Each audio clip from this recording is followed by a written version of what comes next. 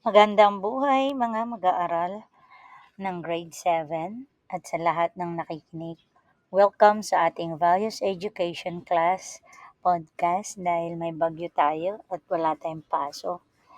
Kung saan ang pag-aaral ay hindi boring, kundi super fun at may kabuluhan. Ako ang inyong host at inyong teacher, Ma'am Guilds, at today, tatalakayin natin ang isa sa pinakamahalagang haligi ng ating buhay, ang pananampalataya. Alam niyo ba, mga mag-aaral, ang pananampalataya ay parang Wi-Fi connection. Hindi mo nakikita, pero ramdam mo ang connection. Sabi nga sa Hebrew chapter 11 verse 1 ng Biblia, ngayon, ang pananampalataya ay ang katiyakan sa mga bagay na inaasahan, ang patunay na mga bagay na hindi nakikita. Ibig sabihin, kahit hindi mo pa nakikita ang resulta, naniniwala ka na mangyayari. Parang nag-order ka ng paborito mong pagkain. Alam mong darating kahit hindi mo pa hawak, di ba? Pero teka, ano ba talaga ang pananampalataya sa praktikal na buhay? Ito ay ang pagtitiwala na may magandang mangyayari kahit gaano pa kahirap ang sitwasyon. Naalala ko, nung grade 7 din ako, sobrang hirap ko sa math. Feeling ko forever akong zero sa quizzes. Dumating yung final exam, halos sumuko na ako. Pero naalala ko yung sabi ng lola ko, mananampalataya ka lang apo, kaya mo yan. So pinili ko talaga mag-aral, magdasal, at naniniwala na makapasa ako. Paglabas ng resulta, sakto, hindi lang ako naka 75, nakakuha pa ako ng 95. Pero hindi pa sapat sa akin yun. Ang pananampalataya, yun, mga mag-aaral. Pananampalataya yun kasi naniniwala ako sa una sa Diyos, sa sarili, at gumawa din ako ng kilos. Kumbaga, talagang nagpursige ako.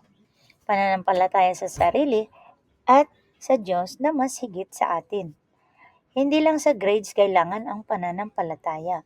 Sa mga pangarap mo, sa mga hamon mo na dumarating. Halimbawa, nangarap kang maging doktor pero ang daming gastos. Kapag may pananampalataya ka, patuloy kang magsisikap at maniniwala may paraan. Sabi nga ng isa sa mga pinaka-inspiring na tao, si Martin Luther King, faith is taking first step even when you don't see the whole staircase. Astig, di ba? Hindi mo kailang makita ang dulo. Sapat na ang simulan mo ang paglakbay na may tiwala. Parang nag-a-adventure ka sa gubat. Hindi mo alam kung anong nasa likod ng puno. Pero tuloy lang ang lakad. Kasi may tiwala kang may magandang patutunguhan. Minsan, akala natin para lang sa mga relihiyoso ang pananampalataya. Pero hindi. Kahit sa ating pang-araw-araw na buhay, ginagamit natin yan. Kapag sumakay ka ng jeep o bus, may pananampalataya ka na dadalhin ka ng driver sa destinasyon mo, di ba? O kaya, pag inihagis mo ang bola sa basketball, may pananampalataya kang papasok sa ring, kahit minsan sablay. Ngayon, paano natin palakasin ang ating pananampalataya? Simple lang. Una, magtiwala. Magtiwala sa Diyos at magtiwala sa sarili. Pangalawa, manalangin. Malaking tulong ang pagdarasal para palakasin ang loob at pagtitiwala. Pangatlo, huwag sumuko. Kahit mahirap, tuloy lang ang laban. Tandaan, ang sabi ni Winston Churchill, never, never, never give up. Pero idagdag natin na may kasamang pananampalataya. Pang-apat, matuto sa karanasan. Bawat hamon na nalalampasan mo, nagpapatibay ng iyong pananampalataya. Balikan natin ang quote ni Martin Luther King Jr. Faith is taking the first step even we don't see the whole staircase. Isipin mo, kung hindi ka kukuha ng unang hakbang dahil hindi mo pa nakita ang dulo, paano ka makakarating sa itaas? Simple lang. Pananampalataya ang nagbibigay sa atin ng lakas para magsimula at magpatuloy. Ngayon, ang hamon ko sa inyo mga grade 7. Sa susunod na may problema kayo, maliit man o malaki, subukan mong gamitin ang iyong pananampalataya.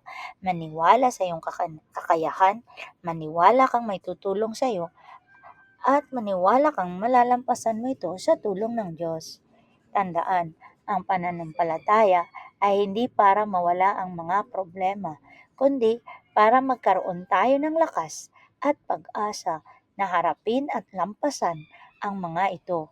Ito ang ating invisible superpower. Maraming salamat sa pakikinig sa ating Values Education class.